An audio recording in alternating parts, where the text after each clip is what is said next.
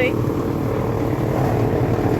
आणि आमचं काय झालं माहिती आहे का, मुरघास केलेला ना तो 2-3 महिन्यातच संपला. म्हणजे मुरघास गाई जास्त असल्यामुळे मुरघास पण जास्त लागतो आणि विकतचं मकवान घ्यायचं मुरघास करायचं म्हटल्यावरती ते परवडत नाही. ज्यावेळेस आपलं घरचं असते ना त्यावेळेस परवडतं. पण काय झालं मग सारखं मकाचं फड करून पण म्हणजे असं व्यवस्थित येत नव्हतं. म्हणून म्हटलं आता एकदा म्हणजे काहीतरी पीक घ्यावं आणि त्याच्यानंतर मग मकवान करायचं. आम्ही करत होतो मकाचे आपलं मकाचे फड केल्यामुळं ते गुडघ्या एवढे पण मका वाढत नव्हती. मग म्हणलं एक पीक घेतलं ऊसाचं. आता ऊस लावलाय सगळीकडं. ऊसाचं पीक घेऊन त्यानंतर ते ऊस गेला ना त्याच्यानंतर मकवान करायचं आहे. कारण मकवान विकत घ्यायचं मुरघास करायचा ते काय परवडत नाही आपल्याला आणि त्याच्यात दर नव्हता. नमस्कार सर्वांना. तर कसे आहात तुम्ही सगळे? मस्त मजेत असाल अशी आशा करते. आणि व्हिडिओ काढायचं कारण एक तुम्हाला दाखवते, एक छोटंशी ट्रिक दाखवते. आजारी असताना सुद्धा म्हणजे आजारी आहे बरं का, पण तरीसुद्धा मला व्हिडिओ काढायचा होता म्हणून मी आले. आणि आमच्या म्हणजे मुरघास केलेला होता ना तो पूर्णपणे संपला या. आणि संपल्यावरती मग आता मकवान घेतलंय. मग मुरघास करायला लगेच मुरघासाला म्हणजे गडी येणार नाही किंवा मशीन भेटणार नाही. मशीन भेटली तर गडी भेटत नाहीत म्हणून आम्ही मुरघास न करता घरच्या घरी मकवान म्हणजे बाहेरचं घेतलेलं ते आम्ही आणून कट करून घालायचं होतं. मग आमच्या कटरचा थोडासा प्रॉब्लेम झाला आहे, तो चालत नाही. म्हणून आमच्या म्हणजे भाऊजींची म्हणजे ह्यांच्या माऊस भावाची मशीन काय म्हणतात मुरघासाची मशीन घेऊन आलो आम्ही आणि त्याच्याने मुरघास करतो आम्ही आता सध्याला. तर मुरघास बाहेर करायला चालू आहे बघा. बाहेर करायला चालू आहे आणि बाहेर करायला चालू असल्यामुळं म्हणजे असा सगळा पूर्णपणे असा वरती उडतोय.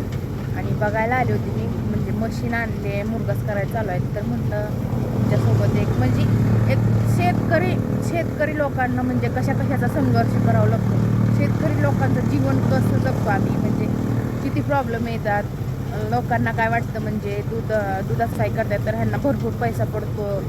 मग असं म्हणजे आहेत असे काही लोक, पण त्यामागचं पण कष्ट किती घेतो ते कोणाला नाही दिसत. चला म्हटलं आज व्हिडिओच्या माध्यमातून तुमच्यासोबत शेअर करा. मी एक छोटासा व्हिडिओ काढते. माझ्या स्वयंपाकातच 2-3 तास गेलं त्यामुळं मला बाहेर नाही येत आलं. आणि आजारी असल्यामुळं बघा माझ्या चेहऱ्यावरती दिसत असेल तोंड वगैरे सुजल्यासारखं दिसतंय. आणि आजारी असल्यावरती असंच असतंय. चला तर मी एक छोटीशी ट्रिक दाखवते तुम्हाला. तिकडं बोट आहे आणि तिकडं हे आमचं छोटं सरकार बघा कसं पायवरती करून ट्रॅक्टरमध्ये मोबाईल बघत बसलेत. ही पाय इकडं दिसत असेल तुम्हाला मुरघास करायला भाऊजी आहेत म्हणजे आहो आहेत आणि ते म्हणजे चुलत म्हणजे मावस दिनाचा मुलगा आहे. तर इकडं बघा असं चालू आहे काम.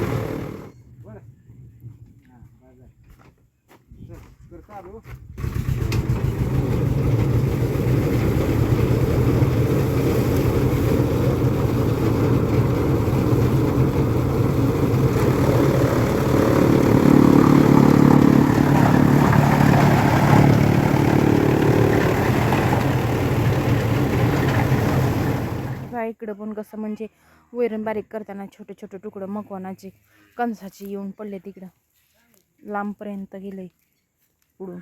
आता हे एक एक करून आम्हाला गोळा करावा लागणार. तर इकडे बघा लाईट लावून घेतली. तर मुरघास सॉरी आपलं कुटा केलेली वैरण गुरांना टाकायला चालू आहे. सकाळची टाकून ठेवायची आता. इकडं भाऊजी भरून देत आहेत आणि इकडं घेऊन ठेवले असं आणि हे घेऊन जात आहेत गुरांना टाकते.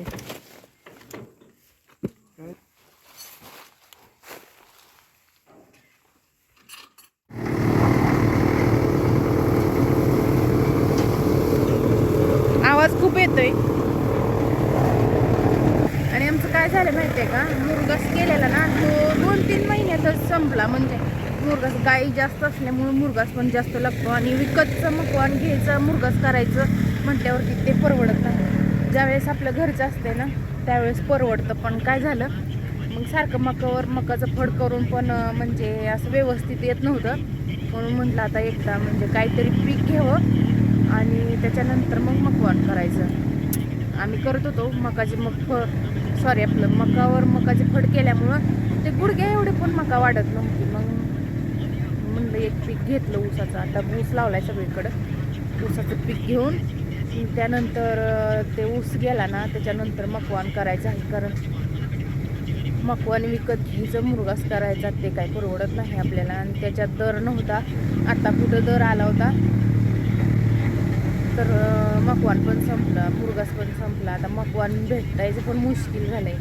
तर बघूया आता कसं काय होते. मग तर कसा वाटला, अंधार पडलाय बरं का, त्याच्यामुळं व्यवस्थित नीट दिसतंय का नाही काय माहीत नाही. पण कसा आहे छोटासा एक व्हिडिओ. आणि नक्की कमेंटमध्ये सांगा. आणि लाईक सबस्क्राईब शेअर करायला विसरू नका. सबस्क्राईब करत जावा अशा शेतकरी लोकांना. तुमचा सपोर्ट असलेला चांगला असतं. मग माझं आता काम राहिलंय ते थोडं मी आवरून घेते आणि भेटूयात नेक्स्ट व्हिडिओमध्ये. तोपर्यंत बाय.